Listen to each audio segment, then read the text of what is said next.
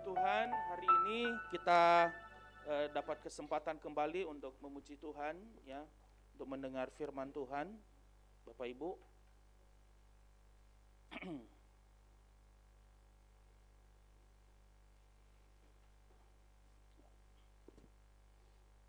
Bagaimana kabarnya Bapak Ibu? Ya, luar biasa ya. Bagaimana hujan beberapa hari ini? Dan berkat ya. Iya. Ya, puji Tuhan, Bapak Ibu. Kemarin itu abang saya nelpon saya. Dia bilang, bagaimana kabar di situ? Saya bilang, saya katakan baik. Oh begitu. Bagaimana banjir di sana? Saya bilang di Jakarta sih ada beberapa wilayah yang banjir. Gitu. Dan Bapak Ibu, dia tanya, bagaimana tempatmu banjir? Enggak. Yang langsung dia tanya yang kedua, bagaimana tempat gereja? Bagaimana Kota Bambu, Gang Harlan? Saya bilang baik, aman, puji Tuhan. Oh, bukan biasanya di situ ini ya banjir. Saya bilang iya, biasanya hujan sedikit langsung banjir itu. Dan puji Tuhan kali ini baik, ya. Ya, kemuliaan bagi Tuhan saja Bapak Ibu. Ya, itu kita syukurin. Bukan kita banggakan, wah tempat kami aman. Bukan ya. Sebab ada beberapa waktu yang lalu katanya ketika ada orang-orang di satu daerah bangga, wah sekian puluh tahun kami ada di sini kebanjiran. Iya kebanjiran. Baru tahun ini kami tidak kebanjiran. Baru beberapa hari dia ngomong begitu, banjir langsung dikirim. Ya, kita bukan ini ya, tapi ya itulah. Kita bersyukur kalau hari ini kita baik-baik saja. Amin. Ya, sebab kalau banjir, coba banjir tadi malam, pasti banyak yang gak hadir hari ini. Banyak yang gak masak juga. Ya, tapi puji Tuhan, hari ini kita dapat kesempatan yang baik. Amin. Baik, Bapak Ibu yang dikasih oleh Tuhan, hari ini saya ini kerinduan menyampaikan firman Tuhan. Saya bergumul, berpikir, Tuhan, apa yang mau saya sampaikan ya? Apa yang Tuhan ingin sampaikan kepada kami yang merupakan kebutuhan kami di Kota Bambu. Dan ternyata Bapak Ibu yang dikasih oleh Tuhan, saya teringat dengan tema-tema yang saya sampaikan yang lalu, ya, dan hari ini saya terdorong untuk kita membahas Roma pasal 13. Roma pasal 13.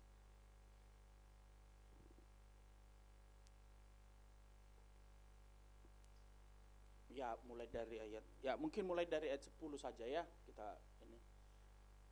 Saya harus ini, Bapak Ibu harus baca kuat-kuat ya, soalnya ternyata setelah saya ini tadi saya lihat alat bantu saya untuk melihat tidak terbawa. Jadi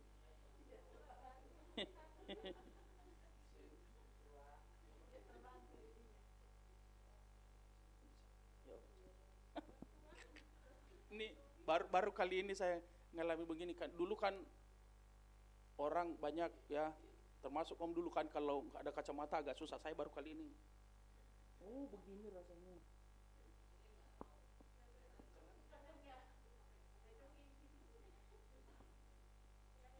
Oh agak ini om, agak ya. Terima kasih om, makasih om. Iya, makasih bu. Ini masih agak mendengar, puji Tuhan, lebih baik. Pas, ini pas. Oke, Roma pasal 13 ayat 10 kita baca Bapak Ibu sampai dengan ayat 14. Ya, kita baca sama-sama. 3, ya. Kasih tidak berbuat jahat terhadap sesama manusia, karena itu kasih adalah kegenapan hukum Taurat.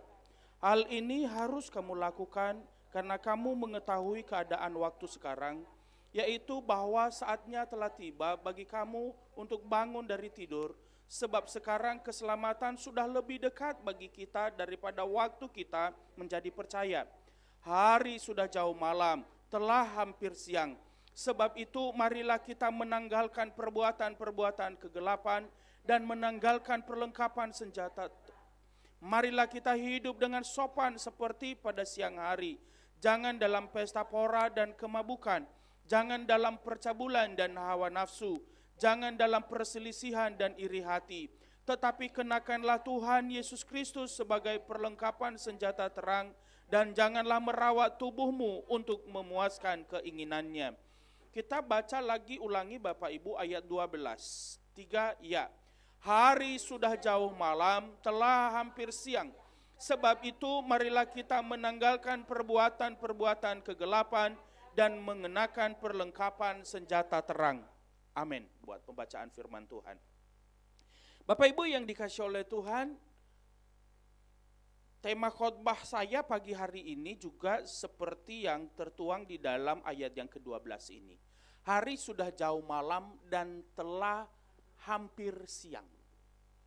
Bapak Ibu yang dikasih oleh Tuhan, di situ dikatakan kalau sudah jauh malam, sudah hampir siang atau hampir pagi, maka kita semua yang tertidur harus terbangun, harus terjaga. Saya percaya kita ini setiap hari ada yang secara otomatis bangun pada jam-jam tertentu di pagi hari.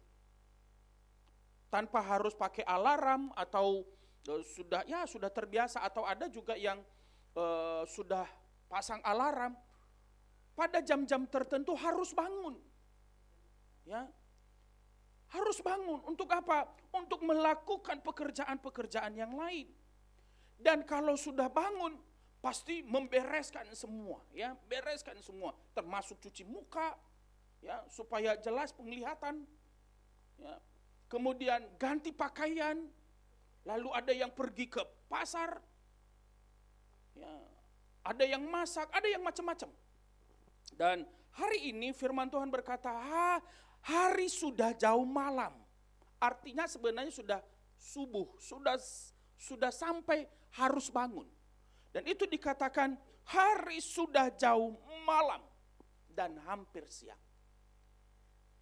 Jadi Bapak Ibu yang dikasih oleh Tuhan, dengan gambaran yang diberikan oleh Rasul Paulus ini, ya, dengan gambaran dari pengalaman hidup setiap hari, ia hendak berusaha menjelaskan kepada kita bagaimana kita harus berjaga-jaga, bagaimana kita harus sadar, bagaimana kita harus memberi perhatian kepada perjalanan rohani kita.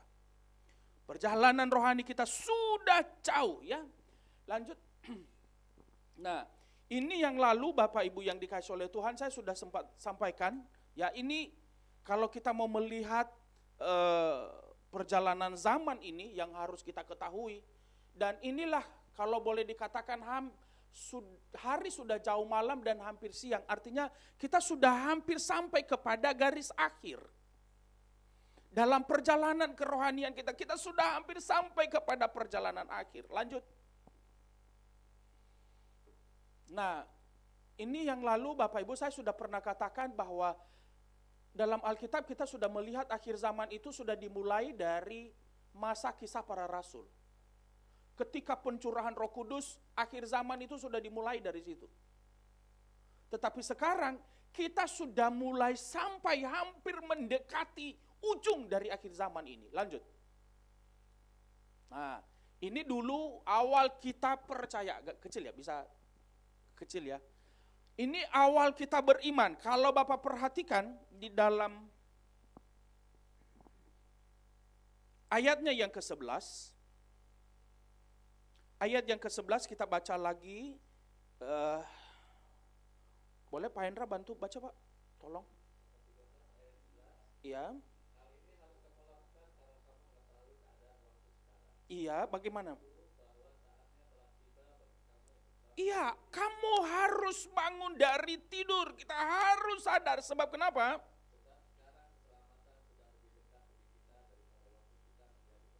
Sudah lebih dekat kepada kita. Keselamatan itu sudah lebih dekat. Jadi semakin dekat kita kepada ujung dari akhir zaman itu. Kalau boleh saya katakan, gambarkan itu yang kuning itu, ya, akhir zaman itu kerajaan, gambaran dari saya coba gambarkan akhir zaman itu berkaitan dengan kita memasuki kerajaan 1000 tahun, di mana Yesus akan datang menjadi pemimpin. Nah, Ini titik awal ketika kita percaya kepada Tuhan. Ya, lanjut. Ya, itu ujungnya lanjut. Lanjut terus.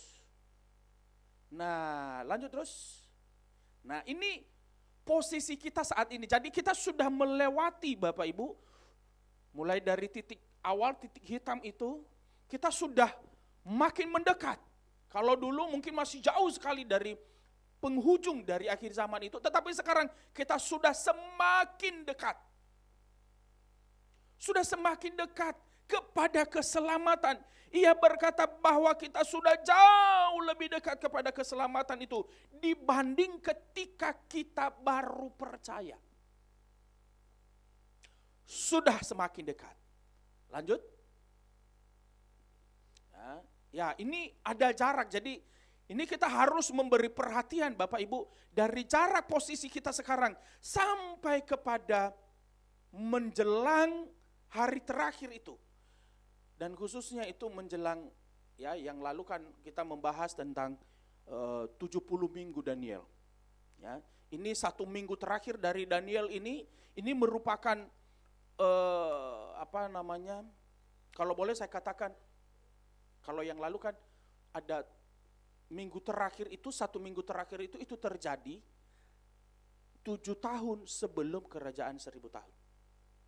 Nah, sebelum yang 7 tahun terakhir ini, inilah yang harus menjadi perhatian kita, Bapak Ibu. Mulai dari titik di mana kita sekarang ini posisi kita, sampai kepada posisi merah itu yang harus kita perhatikan dengan baik.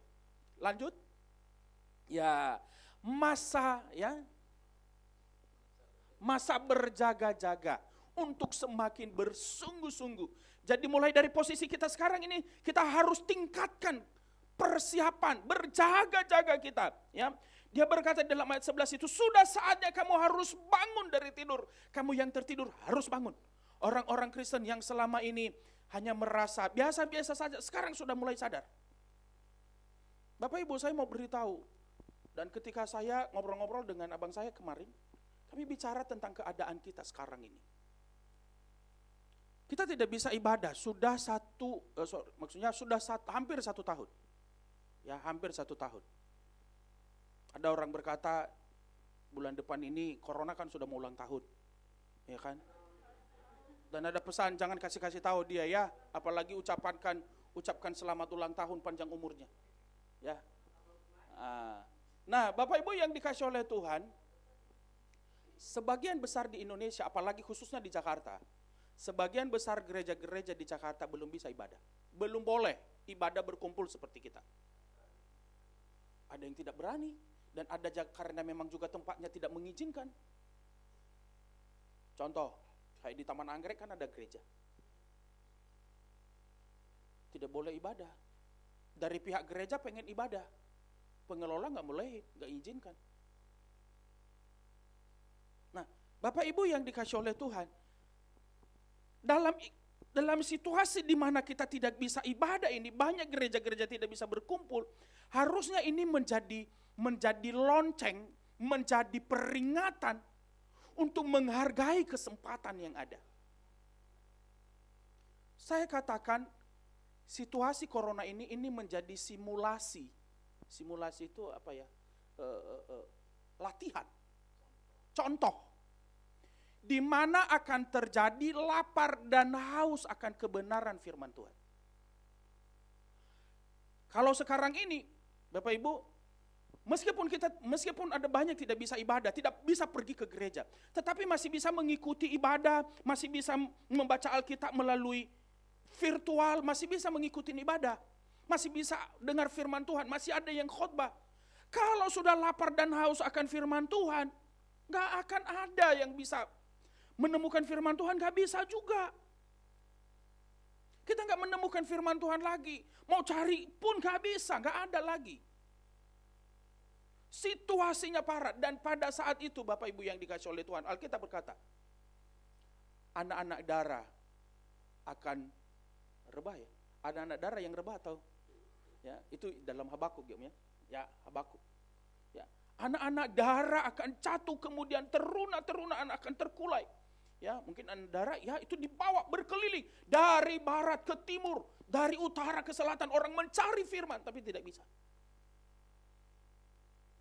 Situasi sekarang ini saja Bapak Ibu sudah susah.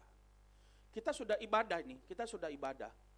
Perasaan kita untuk ibadah juga sekarang ini, apakah Bapak Ibu puas untuk suasana ibadah seperti sekarang ini? Rasanya tidak. Sebab kenapa? Kita harus berjaga jarak. Tidak seperti yang lalu, kita bebas, tidak bebas. Saya harus, ya, saya harus pakai terus masker ya. Nah, tapi nggak bisa juga. Bapak Ibu yang dikasih oleh Tuhan, ini yang harus menjadi perhatian bagi kita. Itu sebabnya kita harus bangun. Saya katakan sama bang saya, mungkin orang Kristen di daerah itu tidak terlalu mengalami betapa tidak mengalami situasi yang dikatakan firman Tuhan, lapar dan haus firman itu. Tapi kami di Jakarta yang tidak bisa ibadah dengan leluasa, hal itu sangat terasa sekali. Itu sebabnya Bapak Ibu yang dikasih oleh Tuhan, selagi masih ada waktu, selagi kita masih ibadah, ya, apalagi kita bisa berkumpul seperti sekarang ini, mari kita hargai kesempatan ini dengan baik. Amin. Bagi saudara-saudara yang mungkin mengikuti dan mendengarkan firman Tuhan ini melalui media kita ini, ya, melalui online ini, saya mau beritahu, kalau saudara masih bisa mendengar firman Tuhan, masih bisa mengikuti ibadah, meskipun melalui live streaming, hormati, hargai kesempatan itu. Sebab akan tiba waktunya, live streaming pun gak bisa lagi. Live streaming pun sudah tidak bisa, online pun sudah tidak bisa. Itu sebabnya Alkitab berkata, sekarang waktunya untuk bangun. Bangun. Kita harus sadar, bangun itu artinya sadar. Ya, harus sadar. Jadi kerohanian kita, sistem kerohanian kita tidak seperti yang lalu-lalu. Kalau yang lalu ya kalau lagi senang, kalau lagi sempat nanti kebaktian lah. Ya. Bapak Ibu, kita nggak tahu berapa lama lagi ke depan. Masih bisa nggak seperti ini sampai beberapa waktu ke depan. Meskipun sudah mulai ada yang vaksin, itu bukan berarti sudah aman Bapak Ibu. Orang semua vaksin, katakanlah seluruh orang Indonesia sudah divaksin. Itu bukan berarti virus ini sudah hilang. Bukan. Vaksin itu hanya memberikan daya imun kepada kita, kekuatan untuk bisa bertahan. Tetapi virus itu tetap ada di sekitar kita. Ya. Contoh, kita berdoa, iblis kami usir dalam nama Tuhan Yesus Kristus. Ketika kita usir, katakanlah iblis pergi keluar dari ruangan itu ketika kita berdoa. Pertanyaannya, apakah benar iblis tidak ada? Dia tetap ada. Itu sebabnya Bapak Ibu yang dikasih oleh Tuhan, kita harus menyerah kepada Tuhan. Pergunakan waktu yang ada ini dengan baik. Amin. Efesus pasal 5 ya, dengan tetap membatasi Roma pasal 13 ini. Efesus pasal 5 ayat 15.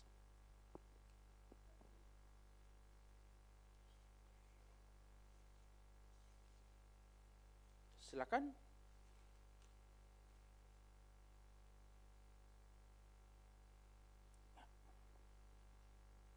Silakan Pak Hendra boleh bantu. Ayat 15. Nah, Bapak Ibu perhatikan dengan seksama. Dengan seksama itu apa artinya seksama? Dengan teliti. Perhatikan dengan teliti, perhatikan dengan serius, perhatikan dengan benar. Apa yang harus diperhatikan?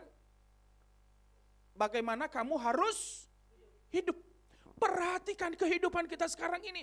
Perhatikan bagaimana cara kita membawa hidup. Bagaimana cara kita menjalani hidup sekarang ini. Mari kita beri perhatian yang serius. Bagaimana kehidupan rohani kita. Perhatikan dengan serius. Sebab hari sudah jauh malam dan hampir siang. Kita sudah semakin dekat dengan keselamatan itu. Baik, slide berikutnya. Ya, Bapak Ibu yang dikasih oleh Tuhan, ini yang harus betul-betul mendapat perhatian dari kita. Oleh sebab itu apa yang harus kita lakukan? Kembali ke Roma tadi. Ya, di situ ada beberapa, tapi saya mau kutip beberapa saja. Bapak Ibu boleh lihat lagi nanti. Di situ bangun dari tidur.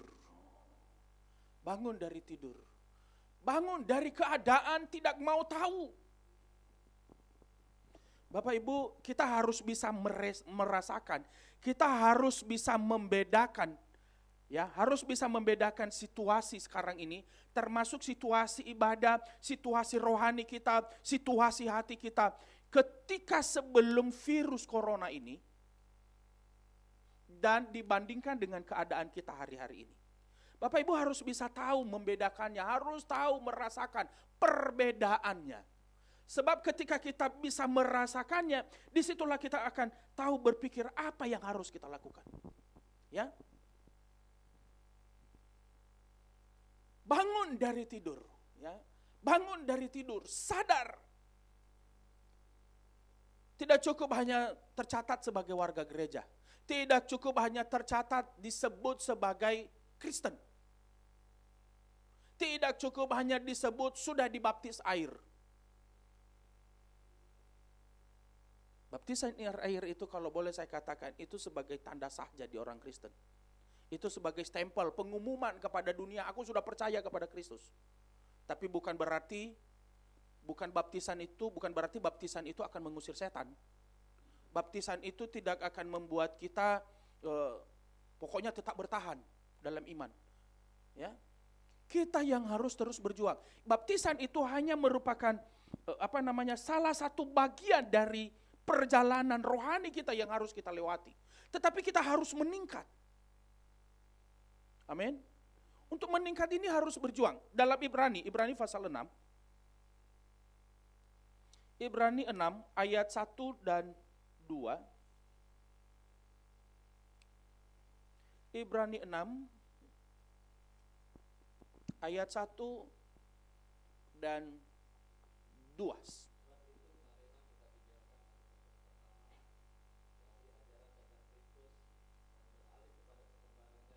Nah, beralih kepada perkembangan yang penuh. Ya, terus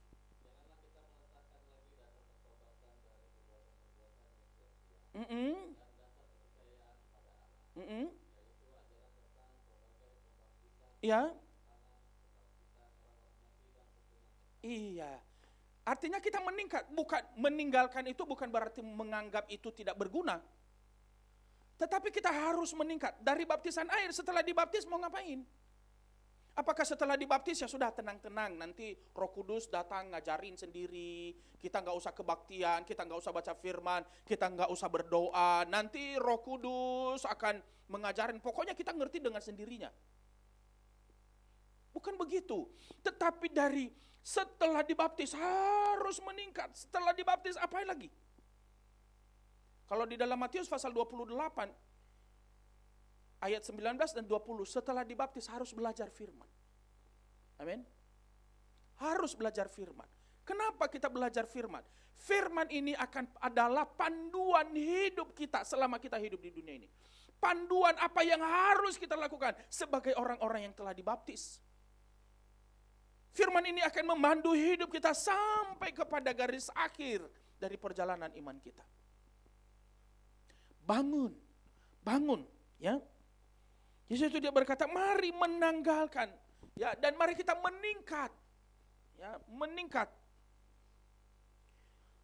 Jangan lagi kita meletakkan lagi dasar pertobatan kita dari perbuatan-perbuatan yang sia-sia dan dasar kepercayaan kepada Allah, yaitu ajaran tentang pelbagai pembaptisan, penumpangan tangan, kebangkitan orang mati dan hukuman kekal. Sekarang kalau sudah bicara tentang kebangkitan orang mati, lalu mau ngapain? Orang mati kita doakan, bangkit. Terus, apakah dengan itu otomatis iman kita sudah langsung sempurna?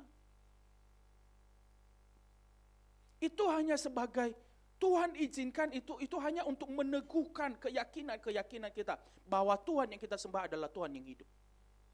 Amin. Bukan berarti sudah terjadi kita berdoa untuk orang mati bangkit. Oh, sudah cukup. Bukan. Tetapi kita sudah percaya, kita melihat ada mujizat-mujizat terjadi. Ini untuk meneguhkan, meyakinkan kita bahwa imanmu itu tidak mengecewakan. Bahwa engkau tidak salah beriman. Engkau tidak salah sasaran untuk beriman. Itu sebabnya dia berkata, mari kita meningkat. Meninggalkan itu sekali lagi bukan berarti tidak menghargai. Tetapi meningkat itu kita harus, meninggalkan itu berarti harus maju, harus naik. Lah setelah lulus kelas 1 SD, setelah bisa membaca terus ngapain? Setelah tahu kali-kali bagi-bagi terus mau ngapain? Apakah cukup sampai di situ saja? Masih banyak rumus-rumus matematika yang harus dihitung. Sebab hitung-hitungan itu bukan hanya 2 kali 2, bukan hanya 3 kali 2, bukan hanya 3 bagi 3 atau 3 tambah 3. Tetapi ada 2 kali 3 pangkat 5 bagi 3. Per 12 per 100, masih ada banyak sekali rumus-rumus. Amin. Jadi Bapak Ibu yang dikasih oleh Tuhan, ini yang harus kita perhatikan. Katakanlah chef ya, tukang masak di restoran-restoran itu. Apakah setelah mereka selesai bisa masak, apakah tiba-tiba mereka bisa langsung jadi chef? Bapak Ibu sudah bisa masak, sudah bertahun-tahun. Ini ibu-ibu sudah berapa tahun bisa masak? Udah seumur hidup ya Pung ya. Pertanyaannya, apakah Bapak Ibu atau ibu-ibu yang sudah pintar masak seumur hidup ini bisa diterima untuk menjadi koki di restoran, di rumah-rumah makan mewah?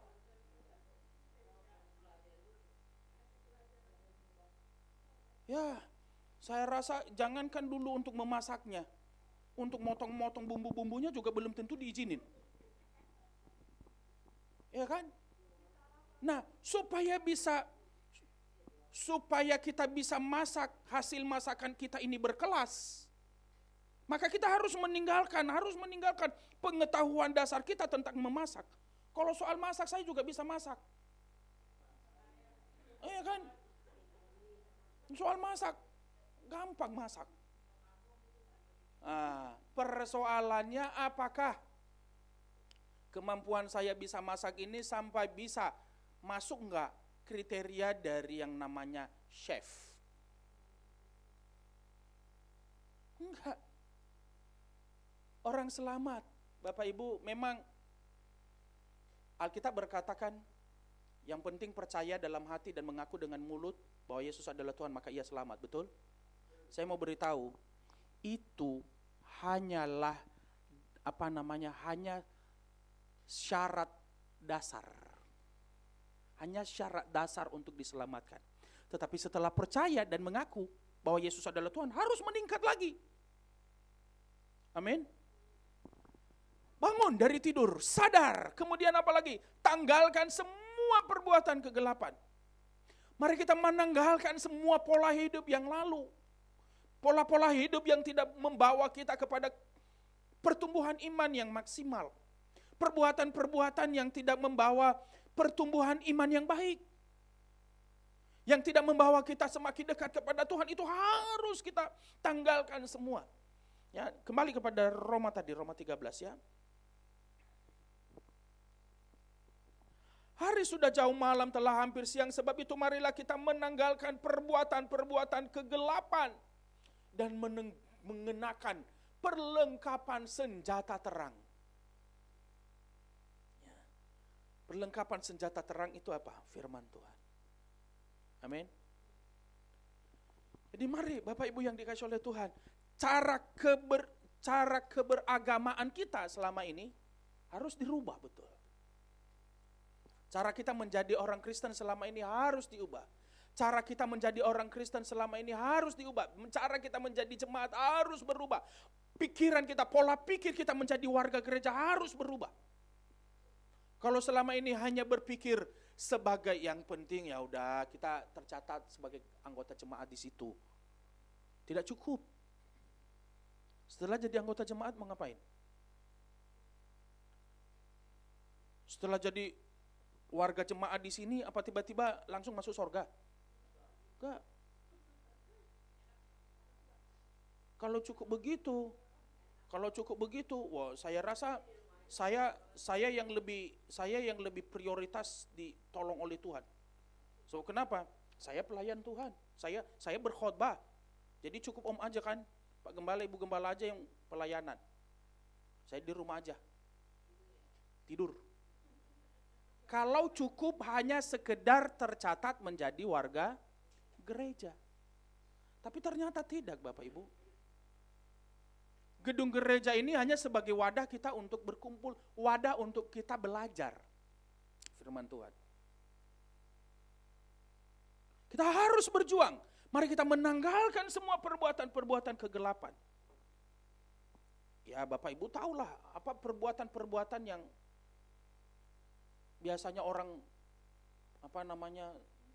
lakukan di kegelapan. Kalau yang lalu-lalu kan pada waktu sebelumnya, kalau dalam firman Tuhan, orang melakukan kejahatan pada waktu malam. Orang mabuk waktu malam. Itu kata Amsal. Orang mabuk waktu malam. Kalau sekarang ini siang pun mabuk. Alkitab berkata orang mabuk itu bodoh. Ya, orang mabuk itu bodoh. Orang mabuk itu waktu malam. Nah, sekarang ini kalau siang-siang pun orang mabuk, apa namanya itu? Udah kuadrat itu kan? Nah, Alkitab berkata, mari kita bangun, bangkit, tanggalkan semua perbuatan kegelapan. Jangan mabuk oleh dunia ini, ya. Poin ketiga, jangan mabuk oleh dunia ini. Ya, jangan terpukau. Wah, dunia ini, wah, bagus ya. Wah, hebat ya. Jangan terpukau dengan keindahan dunia ini. Amin. Semua hanya sementara. Jangan kagum ketika ada orang mati dikubur di kuburan mewah. Kuburan mewah di Indonesia ini, khususnya di Jakarta, Jawa Barat itu kan ada di apa? San Diego Hills. Ada juga di Bogor ya Om ya? Ada juga di Bogor. Satu liang itu bisa sampai 1 miliar. Satu liang. Satu lubang. 1 miliar. Jangan bangga, waduh enak ya, kuburannya aja 1 miliar. Waduh, rumahku jangankan 1 miliar. Ya. Jangan berpikir begini, waduh enak kuburannya 1 miliar padahal cuma segitu. Rumahku, ya ada istilah om itu ya, RS7, rumah sangat sederhana sehingga selonjor saja sangat susah. Ya kan? Jangan menjadi sedih. Jangan kagum dengan hal itu. Kekaguman kita harus kepada firman. Amin. Kekaguman kita harus pada firman yang terbuka, firman yang menyatakan kekurangan-kekurangan kita. Jangan bangga, woi, mobilnya mahal ya, bagus. Jangan mengukur kerohanianmu berdasarkan apa yang kita pakai. Waduh, mobilnya mewah, pasti imannya juga lebih bagus. Banyak orang tidak takut Tuhan, mobilnya jauh lebih mewah dari hamba-hamba Tuhan. Betul enggak?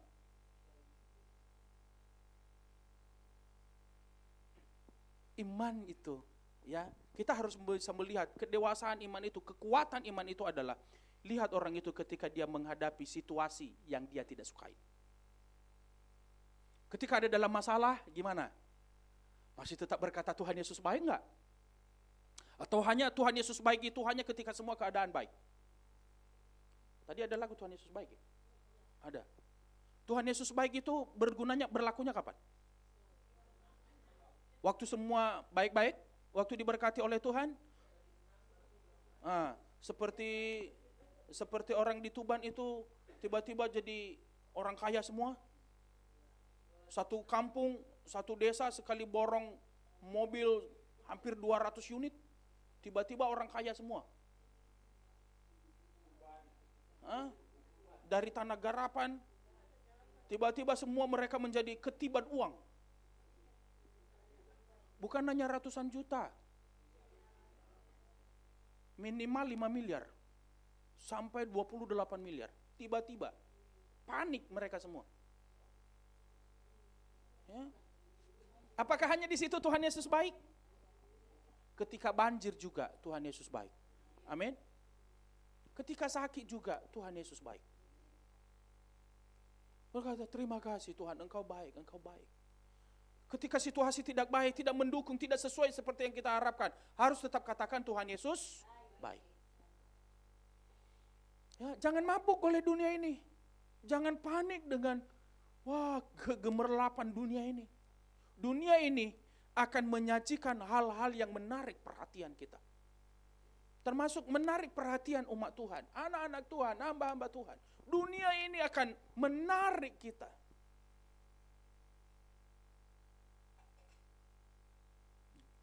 Bisa juga loh, gedung gereja juga. Kita lihat, itu memang rasanya rohani ya. Tapi kalau kita tidak hati-hati, itu juga kita akan terjebak. Orang akan berkata, wih gedung gerejanya bagus sekali ya. Pasti diberkati Tuhan ini semua jemaatnya. Wih gerejanya bagus. Tapi di Gang Harlan ini gerejanya begini. Pasti gak diberkati Tuhan ini. Waduh. Ya. Buktinya kalau diberkati Tuhan masa di gang. Udah itu hujan-hujan banjir. Parkirannya gak ada, susah. Pasti gak diberkati Tuhan. Itu berkaitan dengan gedung gereja loh. Wih gerejanya besar sekali ya, mewah. Dia masuk ke dalam tempat duduk. Ya setebal 25 cm, begitu duduk langsung turun tinggal 10 cm. Berarti empuk sekali kan? Nyaman. AC-nya, waduh. Ya. Ada orang, waduh, ini berkati Tuhan. Salah penilaian. Orang kagum kepada bangunan fisik. Jangan mabuk oleh dunia ini. Amin. Jangan mabuk. Ya, jangan terpukau, jangan silau dengan apa yang dihidangkan oleh dunia ini. Tapi mari kita mengarahkan hati kepada Tuhan. Kemudian kenakan Tuhan Yesus ya, ayatnya yang ke-14. Tetapi kenakanlah Tuhan Yesus Kristus sebagai perlengkapan senjata terang, dan janganlah merawat tubuhmu untuk memuaskan keinginannya. Mari biar Kristus yang hidup dalam hidup kita. Artinya biar Kristus yang mewarnai seluruh kehidupan kita. Yang kita bayangkan, kita pikirkan, kita angan-angankan, kita rencanakan. Semua kita sesuaikan dengan keinginan Tuhan. Amin. Dengan demikian Bapak Ibu, kita selalu diingatkan oleh Tuhan. Dengan begitu kita akan selalu hati-hati. Ketika kita mau bicara pun kita harus hati-hati. Ketika bertindak pun harus hati-hati. Sebab kenapa? Kita malu kepada Tuhan. Ada istilah yang kita berbuat curang, kita malu kalau dilihat orang, kan gitu ya. Anggap aja, aduh malu nanti kalau dilihat Tuhan. Walaupun sebenarnya kita sadar atau tidak sadar, Tuhan itu selalu ada. Amsal pasal 15 ayat 3 dia berkata, mata Tuhan ada di segala tempat.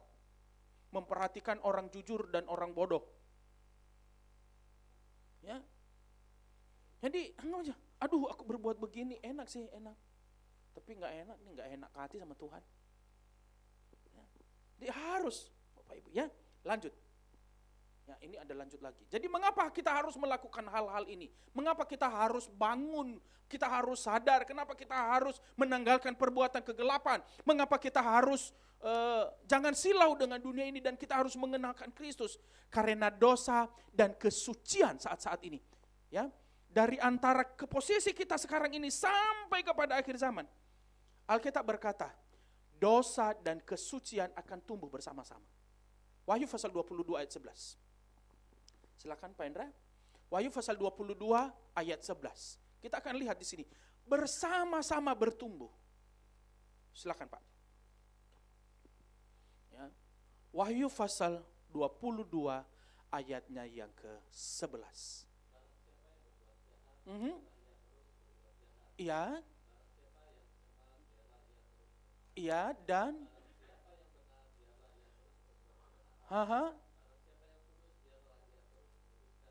iya, tumbuh bersama-sama. kebenaran, kesucian, ya, kemudian kecemaran, kenajisan tumbuh bersama-sama.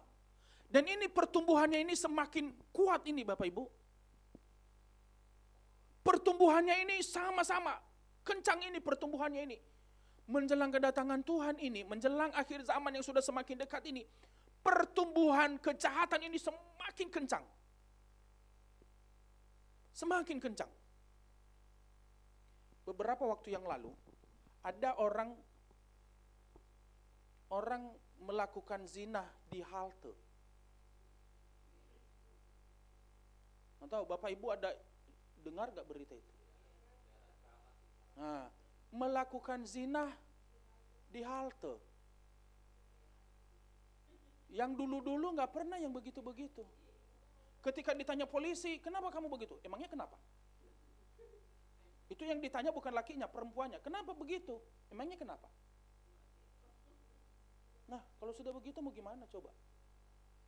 Bapak Ibu, kejahatan semakin bertambah. Mungkin Bapak Ibu kita sekarang ini, kita sudah semakin dekat dengan hari kita ya. Ngerti ya maksud saya ya? Dibandingkan masih muda-muda. Ya, udah makin dekat nih. Kita berkata, wah Tuhan tolonglah, aku sudah tua ini, nggak mungkinlah begitu-begitu. Tapi anakmu, cucumu,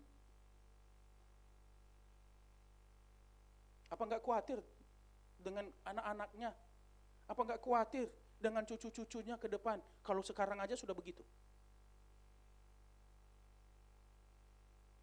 Kejahatan dan kebenaran ini akan tumbuh bersama-sama. Itu sebabnya kita betul-betul harus sadar keadaan ini.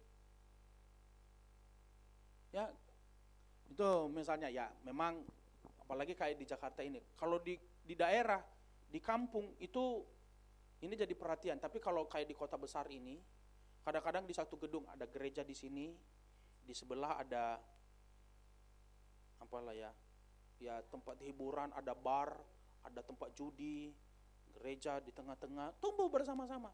Dulu ada gereja kita nih, GBI, di daerah Kalijodo. Sebelum dibongkar. Ya. Ada dulu situ GBI juga. GBI sekelilingnya prostitusi. Jadi kita lagi ibadah, orang dari sana yang tempat-tempat itu ngelihatin kita ibadah, kita juga ngelihatin mereka. Nah. Lihat-lihatan. Kalijodo. Pernah satu waktu saya pergi ke situ. Saya pergi ke situ, lewatin jalan. Orang-orang yang wanita-wanitanya di pinggir jalan ngeliatin kita. Om katanya, astaga. Saya pikir ini apa ini? Saya kan tidak berpengalaman dengan itu waktu itu. Karena saya baru tahu. Kalijodo itu ternyata itu lokalisasi seperti itu. Saya nggak tahu awalnya. Oh, Om, ramah, baik sekali mereka. Beda di tempat lain. Kadang-kadang kita lewat, jangan kalau dulu di lingkungan gereja aja, kita lewat. Masih mending kalau ditegur. Ya, udah kenal pun pura-pura nggak kenal kadang kan. Ini kita lewat nggak kenal, baru itulah. Om, mampir Om, gitu. Setelah dari situ saya baru sadar, baru tahu setelah dengar berita. Oh, udah itu di depan pagar gereja, ya tempat begitu-begitu. Bapak Ibu, kerohanian dan kedurhakaan ini tumbuh bersama-sama. Dan pertumbuhan ini akan semakin kencang sampai Tuhan Yesus datang. Ya. Di kota mungkin ya, saya pernah begitu juga di daerah Mangga Besar dulu. Satu gedung ada ibadah nih. Saya pelayanan di situ ada ibadah. Kemudian di depan ada orang ini, ternyata diskotik. Syukur aja saya nggak salah masuk. Ya kan? Dan itu merasa biasa-biasa saja mereka. Ya, oke, lanjut. Nah, ini ibaratnya begini ya, kalau kita ini ya, jadi numbuh bersama-sama. Ini yang biru ini katakanlah ini kerohanian, yang merah itu yaitulah misalnya apa namanya di situ, itu kejahatan, kecemaran, ya, yang merah itu kejahatan, yang hijau itu kecemaran, yang biru itu kebenaran, kekudusan. Numbuh bersama-sama Bapak Ibu. Kadang ya yang kekudusan sedikit lebih unggul. Ada kecemaran jauh lebih unggul. Semua. Jadi begitu terus Bapak Ibu yang dikasih oleh Tuhan.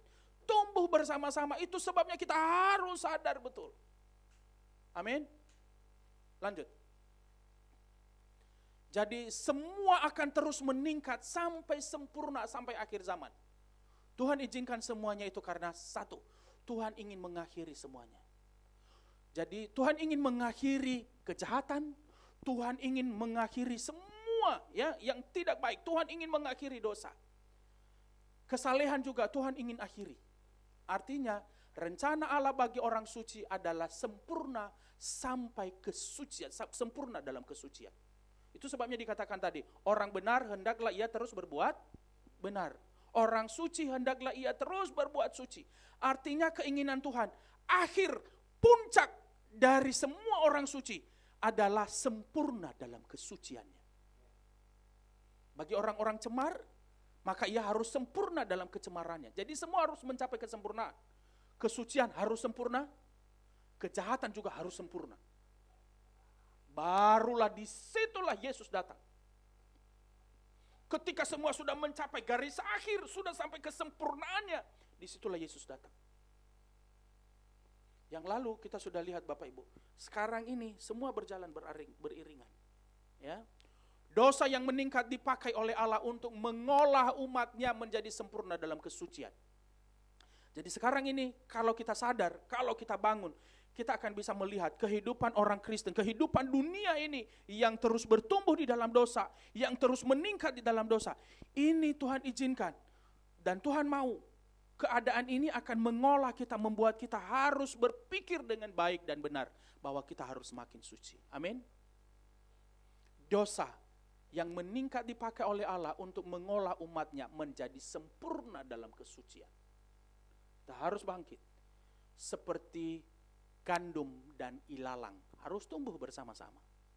Mungkin kita berkata, kenapa Tuhan gak mengambil saja kejahatan itu? Gak bisa, belum waktunya.